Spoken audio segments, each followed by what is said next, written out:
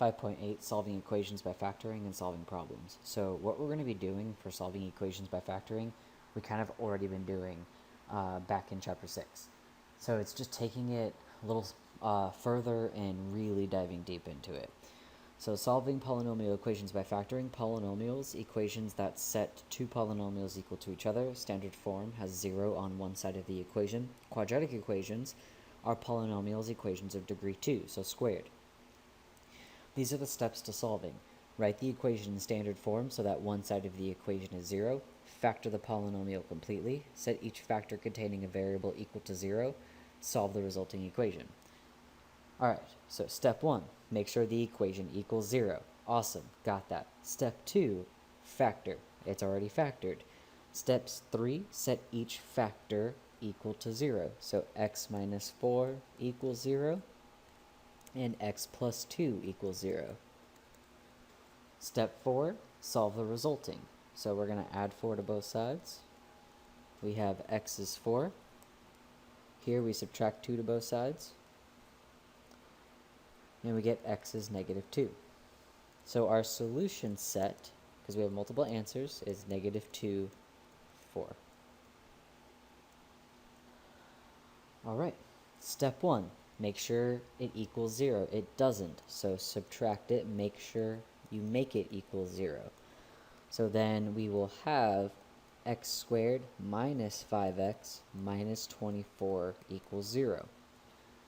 Step 2, factor. So we factor this into x minus 8 and x plus 3.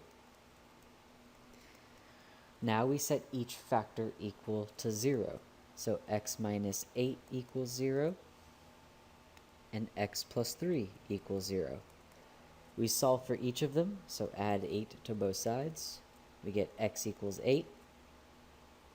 Here we subtract 3 to both sides, so we get x equals negative 3. That means our solution set is negative 3, 8. You do not need to check your answers. Why? The domain of every quadratic is all real numbers. So that's why x can be anything. Alright. Next, we need to get a quadratic out of this, and we need to simplify it. We always need to equal it to 0, so the first thing we should do when we see parentheses is distribute. So we have 5x squared, now we have our quadratic. Minus 7x equals negative 2. Alright, step 1, equal it to 0. So to equal it to 0, I'm going to add 2 to both sides. And when we do, we have 5x squared minus 7x plus 2 equals 0. Now we factor. However you factor, either using my method or the AC method or whatever method, we factor this into 5x minus 2 and x minus 1 equals 0. Now that we factored it, last step we set each factor equal to 0.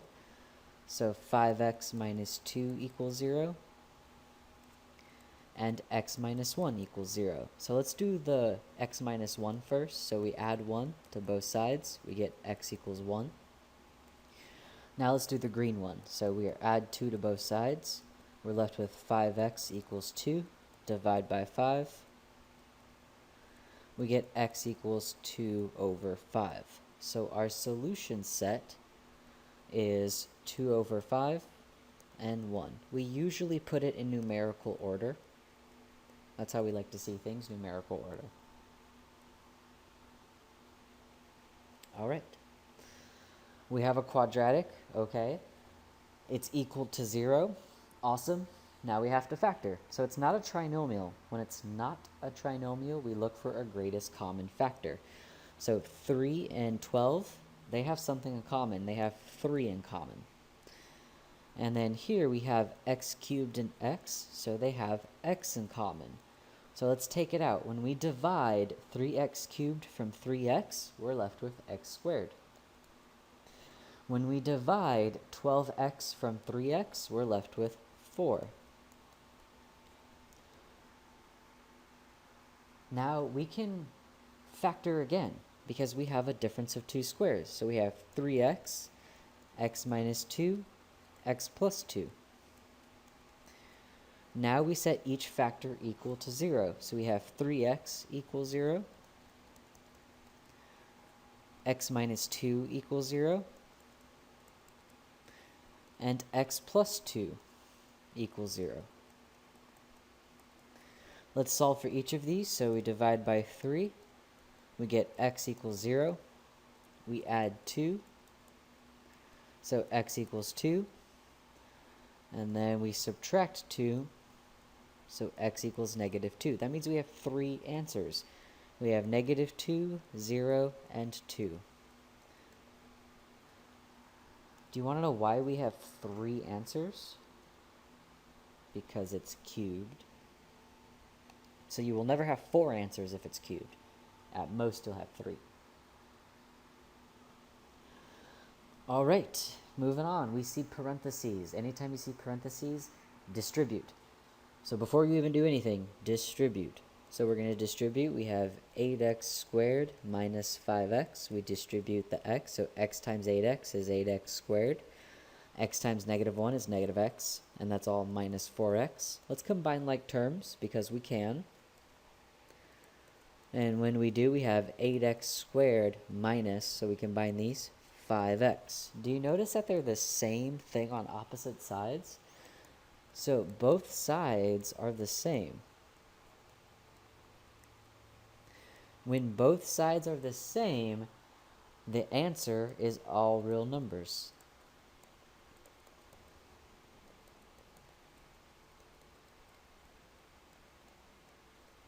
Because they're the same. How do I remember that? You see how they're the same signs? So if they're the same sides, it's negative infinity to positive infinity, or all real numbers. All right, there is no example 3. That's been taken out of your homework long ago. So if it's on your notes, I'm sorry, we don't do it. So example 2 is our last example.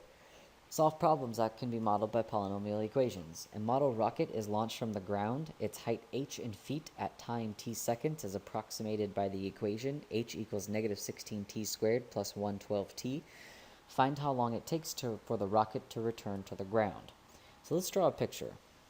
All right, this is the ground, right? Then we have a rocket. So that's our rocket. And then we're firing it into the air. And we want it to return to the ground. So ground, that's always 0 feet, because when you're at the ground, you're 0 feet. 0 feet, that's height, because that's not time. We have 2 variables here. T is always time. H is always height. So when it hits 0 feet is a height. Now we're trying to find how long it takes. How long is time? So we're trying to solve for t when h is 0. So we have 0 equals negative 16t squared plus 112t. So now it equals 0. Awesome. Let's factor. So we factor this. We can take our greatest common factor out. We can take out negative 16. Or 16t, sorry. And when we do, we're left with t minus 7. So we set each of these equal to 0. We have 0 equals negative 16t. And then 0 equals t minus 7. So we divide by negative 16. We get 0 equals t. And then add 7. So 7 equals t. So the only answer is 7 seconds. So it will take 7 seconds.